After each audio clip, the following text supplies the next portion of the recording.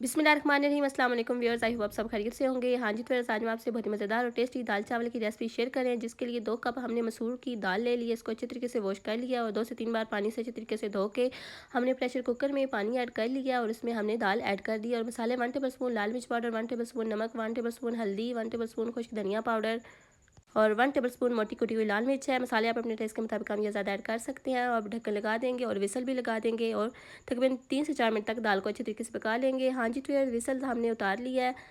दाल हमारी पक्का रेडी हो चुकी है, अच्छे तरीके से टेंडर हो चुकी है, गल चुकी है। अच्छे तरीके से मिक्स कर लेंगे और अब इसका तड़का रेडी कर लेंगे, जिसके लिए हमने हस्बे ज़रूरत घी ऐड कर लिया है और उसमें हम लहसुन का पेस्ट ऐड कर लेंगे। जो लहसुन है इसको हमने लाइट ब्राउन होने तक अच्छे तरीके से पका लेना है।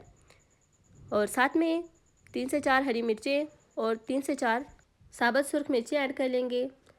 तड़का हमारा बनकर रेडी हो चुका है, अब इसको दाल में ऐड कर लेते हैं। बिस्मिल्लाहिर्रहमानिर्रहीम। हाँ जी, तो ये तड़का हमने इसमें ऐड कर दिया और अच्छे तरीके से मिक्स कर दिया। लास्ट में इसमें हरा धनिया ऐड कर लेंगे। तो चलते हैं फाइनल लुक की तरफ। माशाल्लाह अल्हम्दुलिल्लाह, देखें जी अल्लाह की शान, बहुत ही मज़ेदार, बहुत ही टेस्टी, ग़ज़ाइयत से भरपूर मसूर की दाल की रेसिपी की फ़ाइनल लुक। उम्मीद आपको ये रेसिपी ज़रूर पसंद आई होगी।